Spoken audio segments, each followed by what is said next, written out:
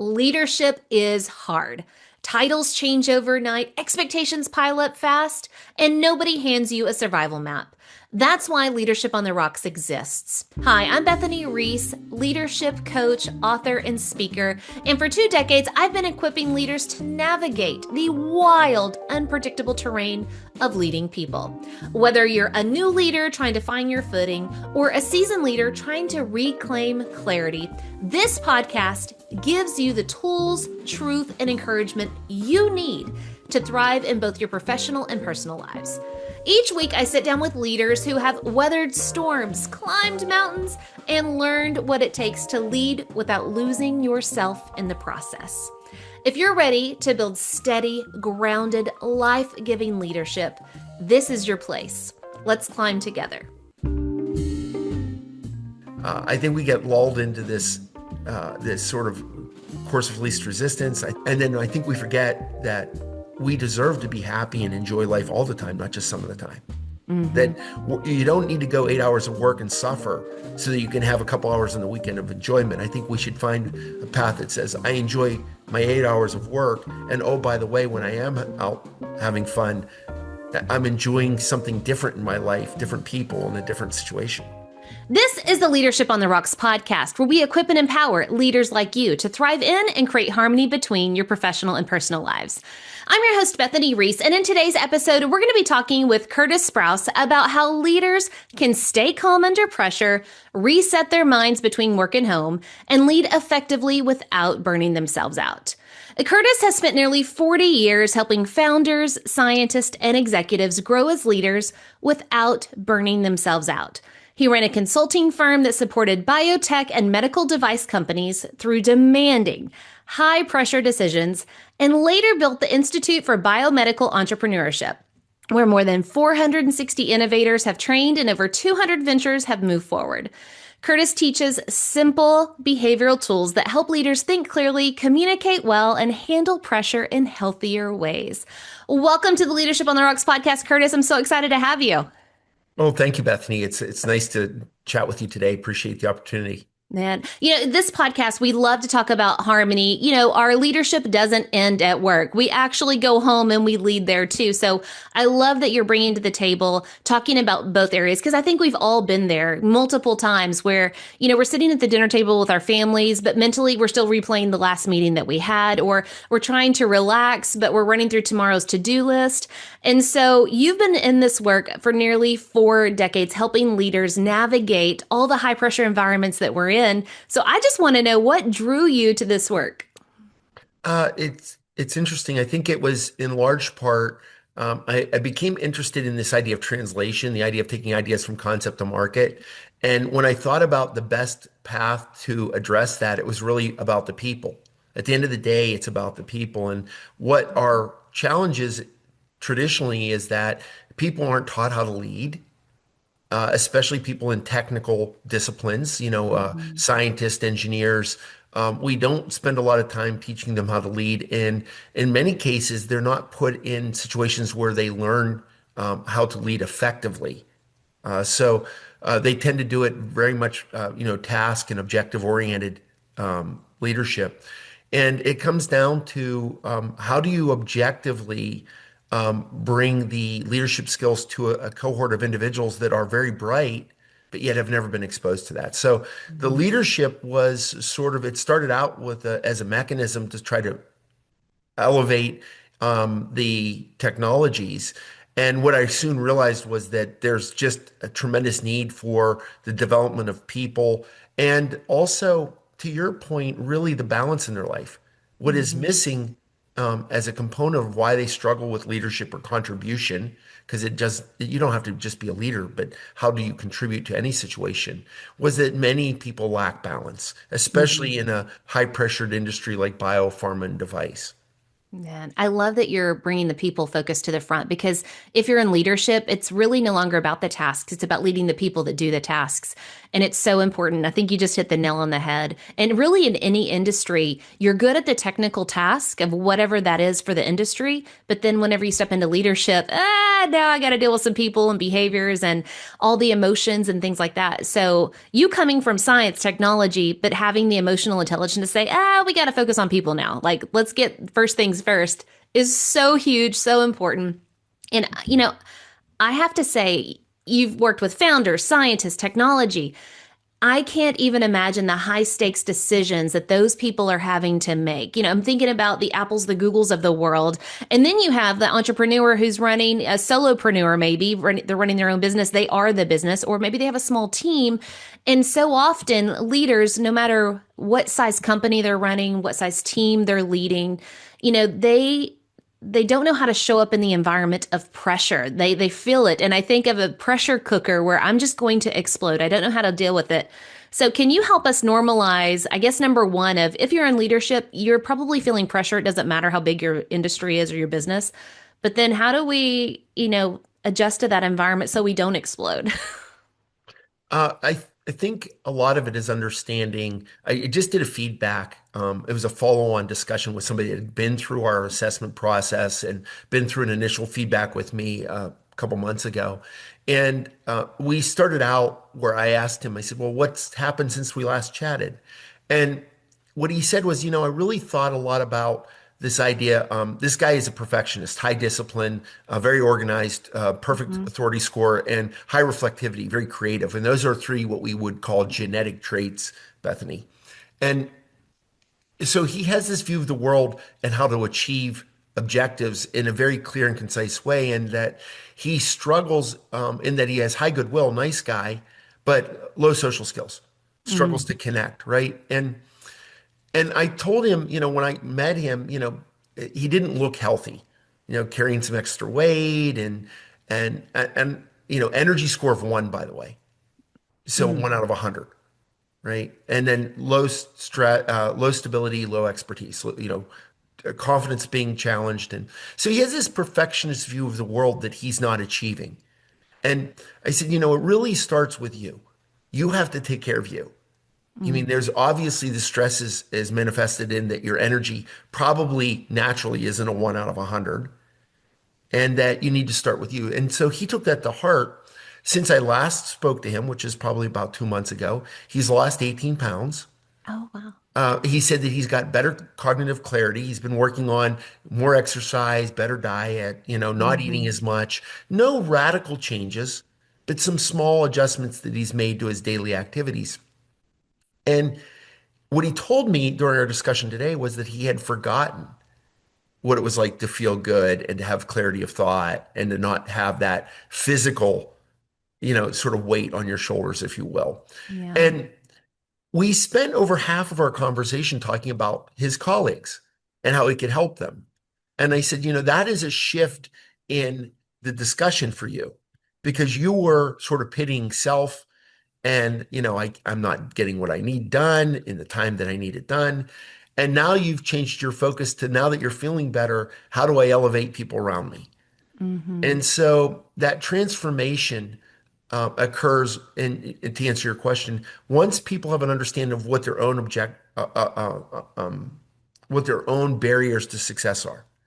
If they can take a few of those out of the way, it helps them to start to think about how do they start to improve the environment around them, which in Mhm. large part is how do you elevate the people around you, right? Man. Yeah. I think, he had a 1 out of 100 on energy level. I just think so often we don't know how bad we feel because exactly what you said, we forgot what it feels like to feel good, to have the energy there. But you said a couple of things. Number one, you've got to take care of yourself. And I think it's so easy for leaders to say, especially for leading teams, self care, self care. And yet we change nothing about the environment and we model nothing that, promotes self care. We're sending emails and late at night, we're working on the weekends and texting and calling and all that stuff. Nothing that, you know, is a model of, hey, this is a healthy lifestyle. And it's so, so important. And I love that you're bringing that up. So, as we think about, okay, The reality is, I'm so trained to just keep going the way that I'm going. And I don't know what it feels like anymore to feel good. How do we make that shift like he did? You said, I heard you say he made small little changes. So it's not like this big revelation, this light shining down of, oh, I'm now a new person. I'm going to have completely new habits. Like, how do we make this shift for true self care without it just being a buzzword? Well, some of the things that I shared with him is some reading materials. So, I really like the work that Amy Cuddy did. She wrote a book called Presence, where she talked about her personal journey. Was a victim of a victim. She was involved in a car accident where she had some brain damage. Mm, Went from being what she perceived as an intellectual all her life to somebody that was told she might never be able to finish an undergraduate degree, and ended up to go on to be, I don't know if you know her story, but ended up as a professor at Harvard, world-renowned author, and just PhD. So she obviously was able to overcome those mhm, challenges. And then another book I recommended was Adam Grant, Give and Take.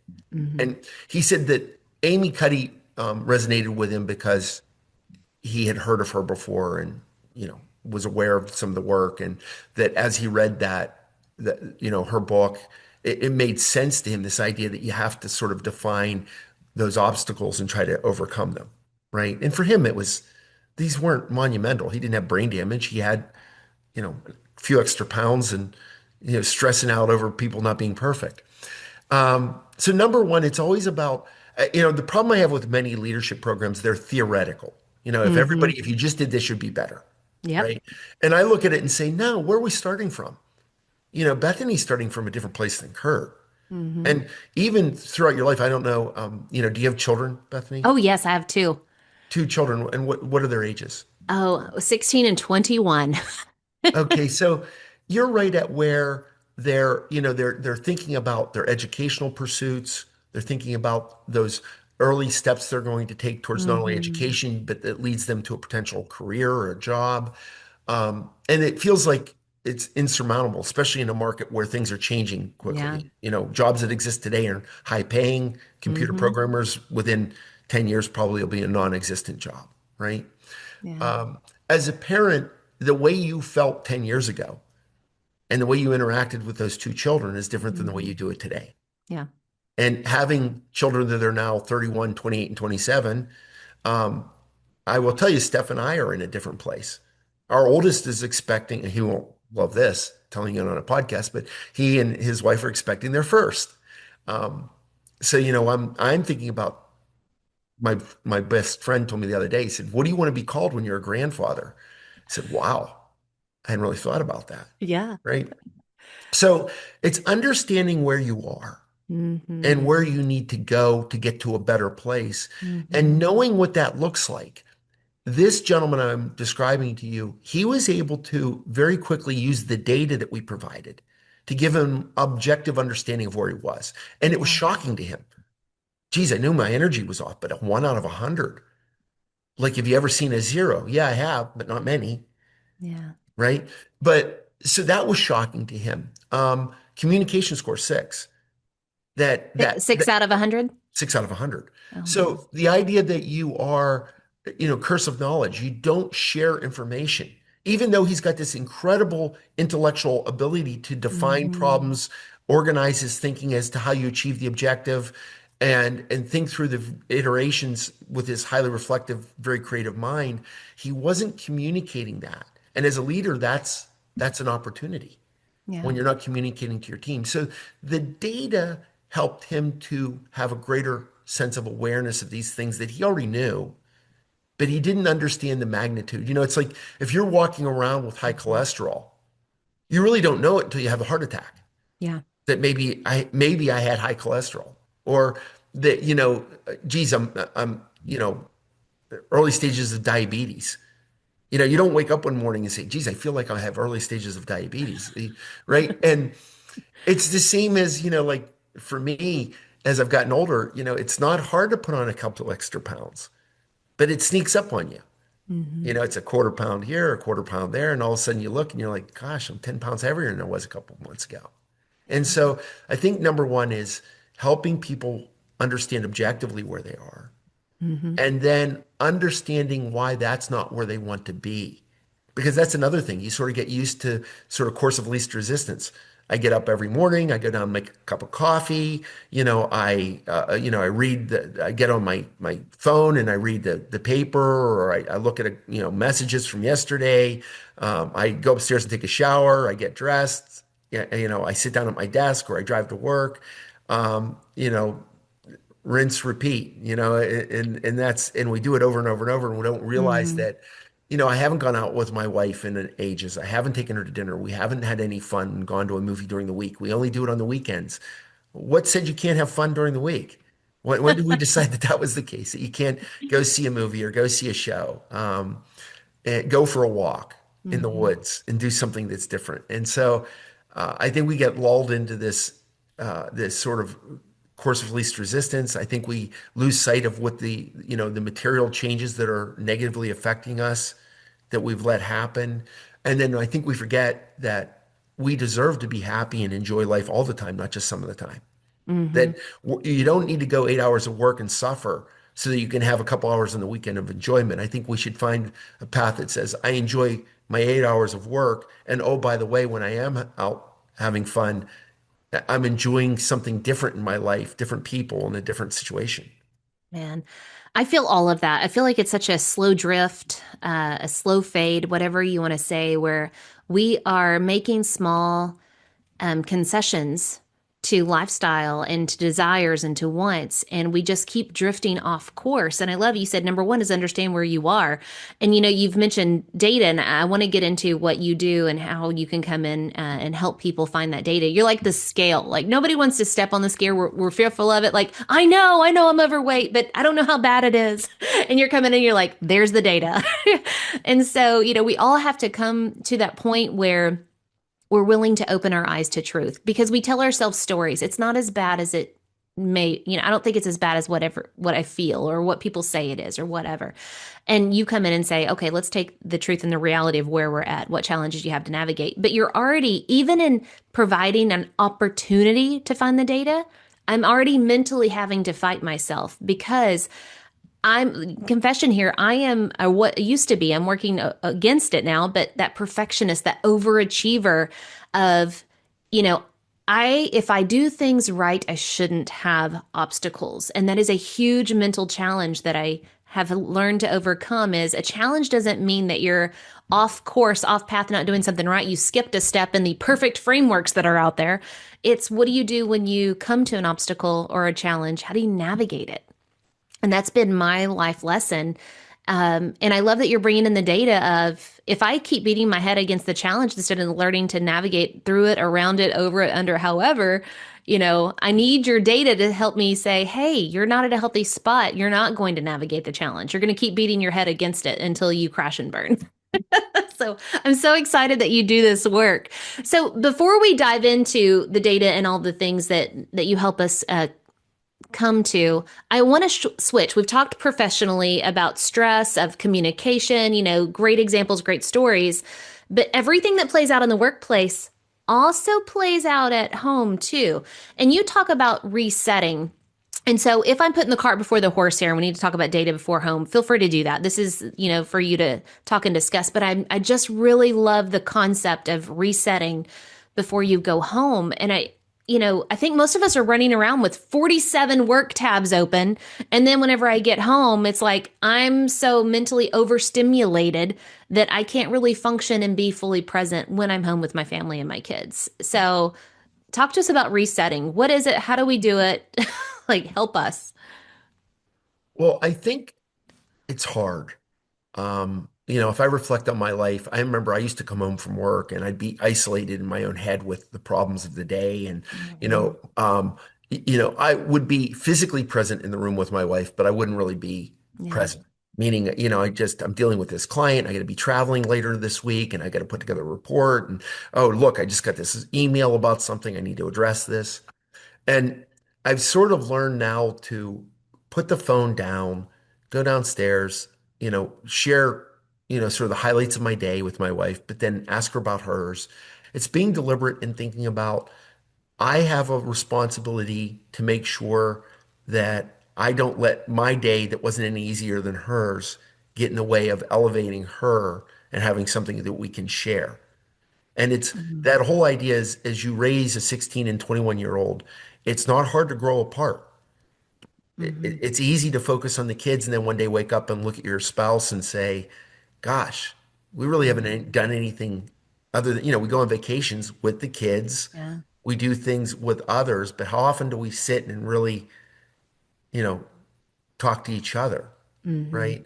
I heard the other day, I think it's Peterson said that couples that stay together spend about 90 minutes a week really focusing on talking about things that are material in their lives, like really good, strong conversation. I Mhm. think Steph and I easily do that because we spend a lot of time together. But I know a lot of my friends don't do that. Mhm. And as a result, they've gone through divorces or separations or difficult times. So, yeah, I think it starts at home. Again, and I have to warn you, Bethany, my wife always says I'm really good at coming up with 100 words when one would have done.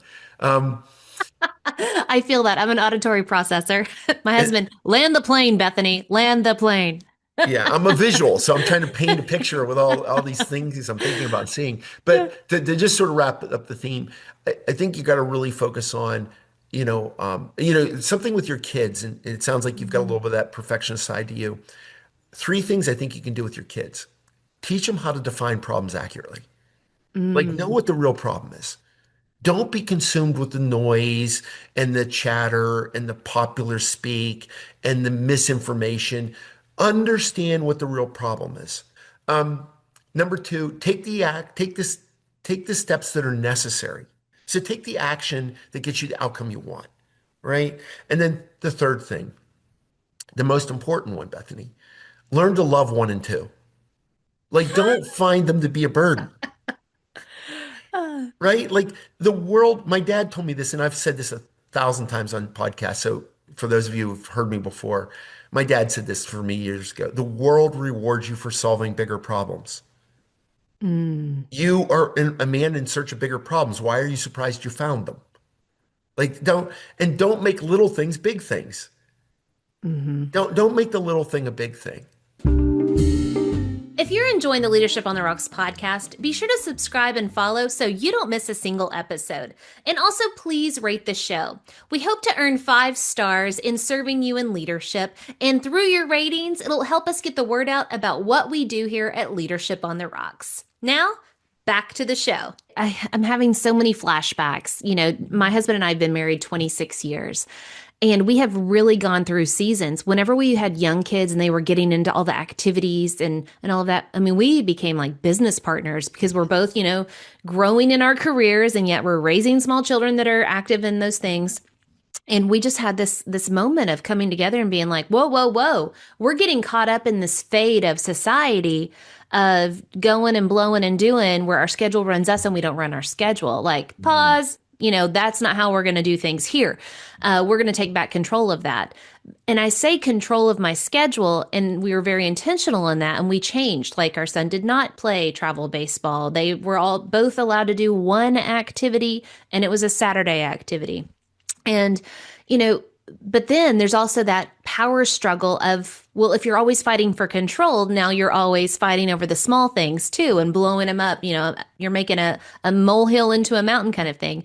And so there's that give and take of what we've learned of what is within my control. My schedule is, I'm going to take control of that. But there's so many things that I need to release that fight for control. I'm going to release and I'm not going to engage in a negative way, but a positive way. So I wrote them down because this is so good. What's the real problem? Take the necessary steps, like the next right step, take it, and then learn to love one and two. That's mind blowing. Like just repeat, repeat, repeat. So such great advice for our home lives. Thank you so much for that. Um, Going to both. We've talked about work, we've talked about home. there there's another buzzword that's just all around burnout. We're so burnout. We're hustling, we're striving, we're burned out. We can be burned out from our professional lives. We can also be burned out from anybody who has kids that are active. Maybe they are in the travel sports, and they can be burned out from just always doing that. You can be burned out from lots of different things. So just talk to us. How do you define burnout and how do we avoid falling into that trap of just giving away all of our energy where we have none. I think it's always better to tell a story. I'm seeing a lot of people with a level of stress, because they talk to CEOs. I'm fortunate. I literally talk to at least 1 to 3 CEOs a day. I really Hmm. do get the privilege of talking to a lot of them. And I'm seeing them having a burden or a level of pressure, and even these high-level executives, an EVP of a company or a VP or a director. So I see the added stress. And where is that stress emanating from? I think we live in this world where every time you turn on some form of news, it's negative. Hmm. The war abroad, the wars, right, going on. You've got Pakistan and Afghanistan. You've got, Israel and the West Bank that's not completely all tied up in a bow yet, right? You've got Hmm. Israel now and what's going on in the Middle East with regard to Iran and a multitude of other countries now that are all being affected by that. Hmm. And the U.S. is at play in all of this. And then you've got, Russia and the Ukraine. Um, my, and I'll go back and use my wife as she feels the burden of that. I think my children to different degrees feel the burden of that, especially my oldest, he's an intelligence guy. He was in military Hmm. and now he's in intelligence work. They feel the burden because there's a certain awareness they have because they're both voracious readers. And in my oldest's case, he sees things that we don't see. Yeah. I think there's a burden of knowing things and that burden I think extends into all parts of our life, right? And then we worry about, well, what about the economy and what about my job security, right? So I think that it's hard for people right now because there's so much being thrown. When you and I were growing up, and I'm older than you, but you didn't have that constant barrage. If you didn't turn on the 1900s, we did not have it. no, you didn't. If you didn't pick up a paper and read, and if you didn't turn on a TV, and the Hmm. news was different. Yeah. The news back then, I grew up with Walter Cronkite, where it was fact-based. Hmm. Now it's opinion steering.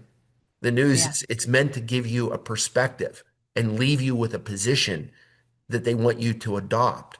It's not meant to just tell you what happened.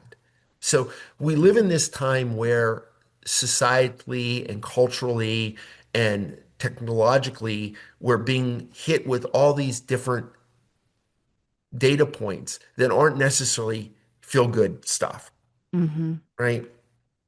And then you've got the challenges. Life is not easy. You've got kids that are sick and they're going to school and they've got, people pick on them or they didn't do well on a test and they bring that home. And, there's the old adage, you're only as happy as your saddest child, right? So if you have as a parent and you're caring and you're engaged in that, and my wife sees it all the time where parents are doing the kids' homework and Hmm. they're not letting kids learn how to solve problems, right? So there's the perceived problem because the reality of all that noise about the wars and the economy and the price of oil, you and I can't change it. Hmm. We don't change it. There's nothing we're going to do. One moment of worry on that has no impact on that. So channel yourself to what's the real problem that Bethany needs to solve. Yeah. Now, your daughter comes home upset. You have a daughter, son and a daughter. Yes. Hmm. Yeah. She's the 16-year-old. So the 16 year old comes home and the guy that she thinks is really cute, said something mean to her, Hmm. right? So, that little snot, does he not know that she is the precious little thing? And Hmm. right, you start to internalize that. Well, you can help her navigate that. Hmm. As my grandfather once said about when I had broken up with a girlfriend, he said, you know, girls are like buses. Another one will be along in 5 minutes. It's like, You don't have the one-liners, sir. You're bringing them to the table, hot and heavy. I love it.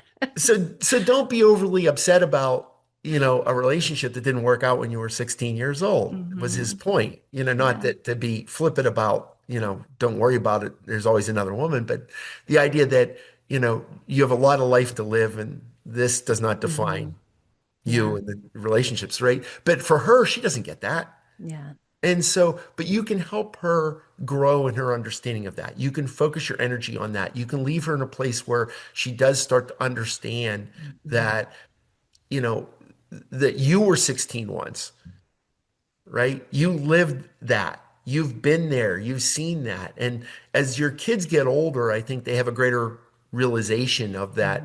Mhm. Mom and dad did go through this before, and their insights are based on experience and love. Yeah. Meaning, you never tell your daughter or your son something that isn't out of just pure love and caring for them. The question is, do we moderate it properly? Do we let Hmm. them struggle through the challenges and solve it themselves? Do we help Yeah. to give them guidance and pick them up when they need to be picked up, but don't overwhelm them with the controlling them and watching them and telling them what to do? Hmm. Um, you become more resilient having practiced resilience. You become a better athlete and deal with adversity by having been in adversity and being successful in those situations. And I think we live in a society today where we're trying to insulate everybody from the adversity and not teaching them how to navigate it, how to define Hmm. it. And Yeah. so, again, a lot of themes there, from the sort of the big picture of what's causing it. I think it's important to talk about that because it is different than when you and I were younger. Yeah. And it develops a better filter, develops a better focus. And I think these are the things that we need to teach our children because they're going to grow up in this very noisy environment where Hmm. the truth exists. There's always truth. Get to the truth. Seek truth, not pleasure and utility. Yeah. Oh, it's so good. You've hit so many foundational beliefs that we've lost clarity on. I love that you had so many phrases in that too. I tried to write a few down, but the burden of knowledge is so true. You have access to knowledge of pretty much anything real time, but then there's so many different versions of that knowledge out there as well.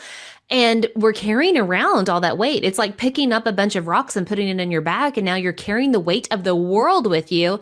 And that's going to lead to quicker burnout of I just can't even anymore. And whenever you have the better filter, exactly what you were saying of what's the real problem. Do is this a rock I really need to pick up and carry? And most of the time the answer to that is no, it's not. It's not that big of a thing, or it's not my rock to carry. It could be somebody else's burden to carry. And for the rocks that you do carry, this is where, I lean into my faith of go exchange the rocks. His yoke is easier than mine. I'm going to go exchange that puppy for something lighter. And so that's how I choose to navigate it. But teaching your children how to problem solve. Again, background is education. You are 100% spot on. So the conversations you and your wife are having, yes, I totally see it, not just in my children, but in society of other people's children. I have seen thousands and thousands of children over my career.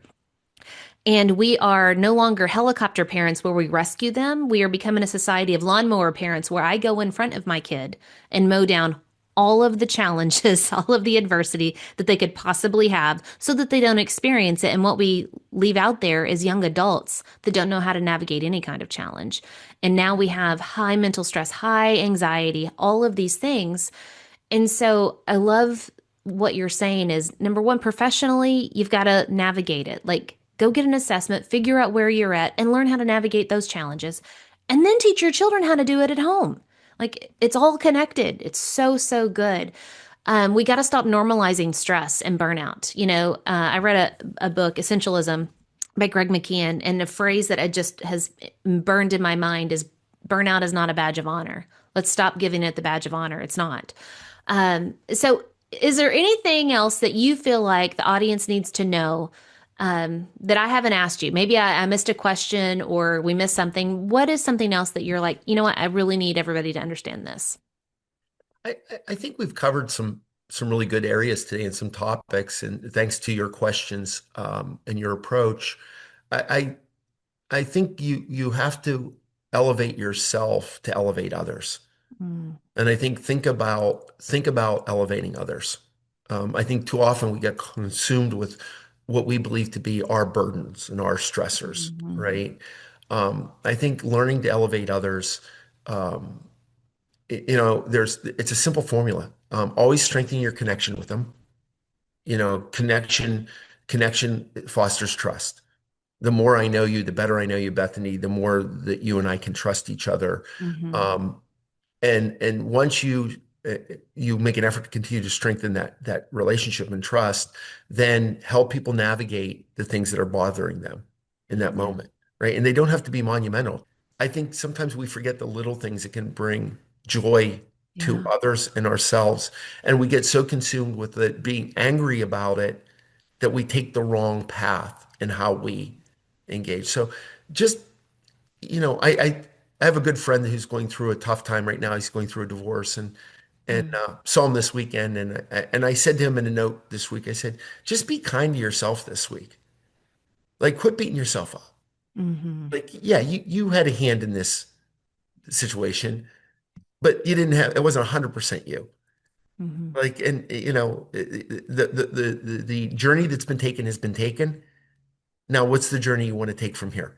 Where are you Yeah. going from here, right? Because that you can't go back and change what happened. You can only Yeah. improve where you go from here. So, Yeah. A hard lesson that I've learned is I no longer listen to myself. I learn how to talk to myself because the natural thoughts that come in are usually a negative spiral. So I have learned how to, my first thought does not have to be my second thought. And so, how do I transition that to talk to myself of, okay, that did not go as expected?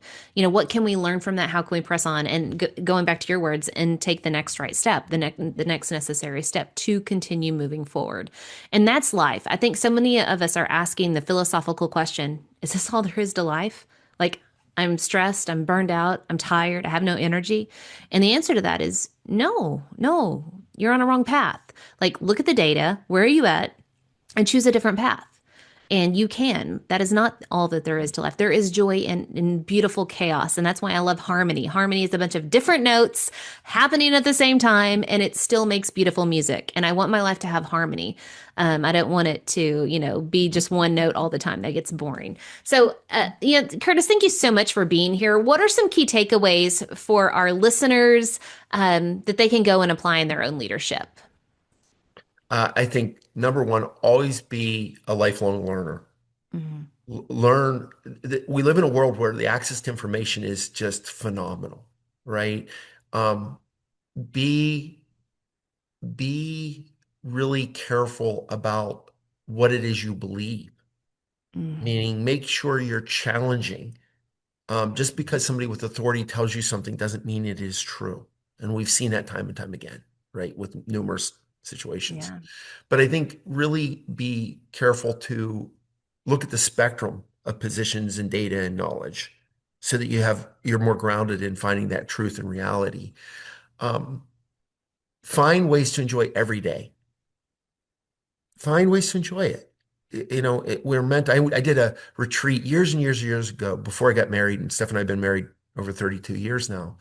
And there was an old priest, and he said, the way you gentlemen feel after 3 days of being here without radios and TVs and, Mhm. just, prayer and conversation and food and, enjoying each other's company. He said, the way you feel now is the way God meant you to feel all the time, not just on occasion.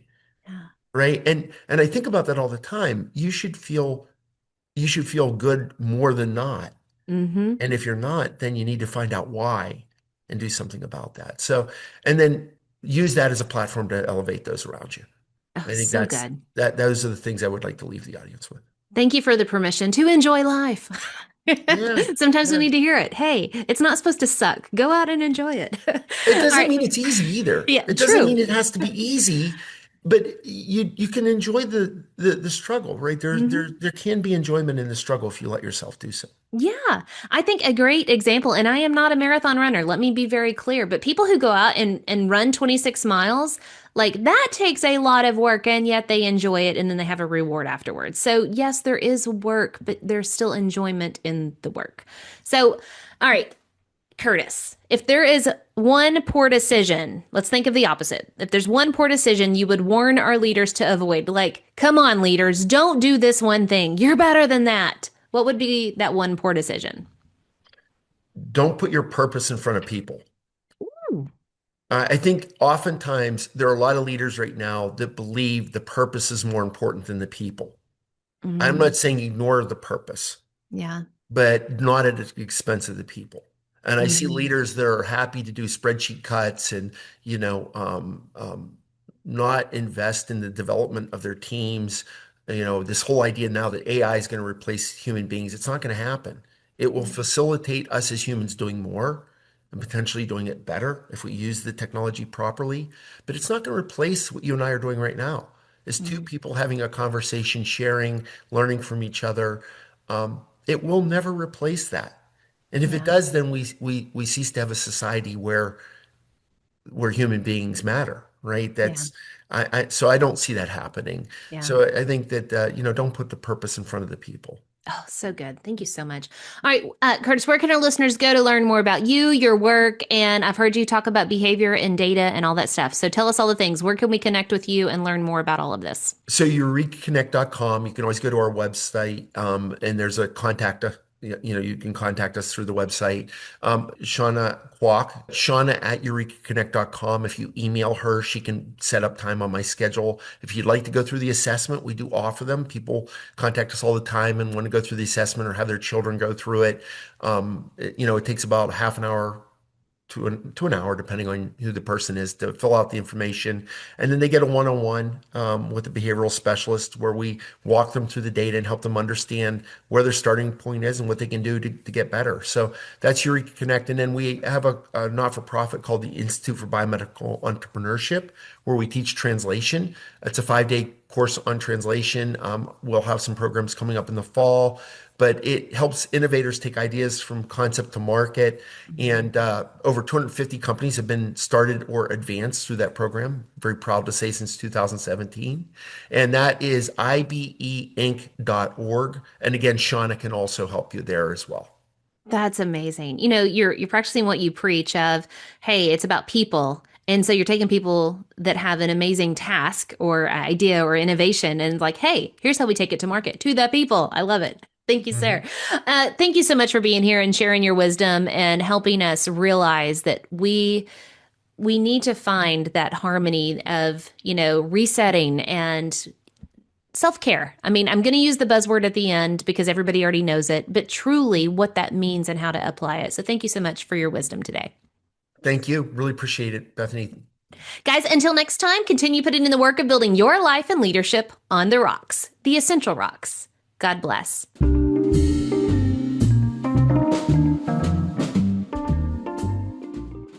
Remember, the most essential rock you can build your life and leadership on is the rock of Jesus Christ. Today's Bible verse comes from Philippians chapter 4, verses 6 and 7. Do not be anxious about anything, but in everything by prayer and supplication with thanksgiving. Let your requests be known to God. And the peace of God, which surpasses all understanding, will guard your hearts and your minds in Christ Jesus.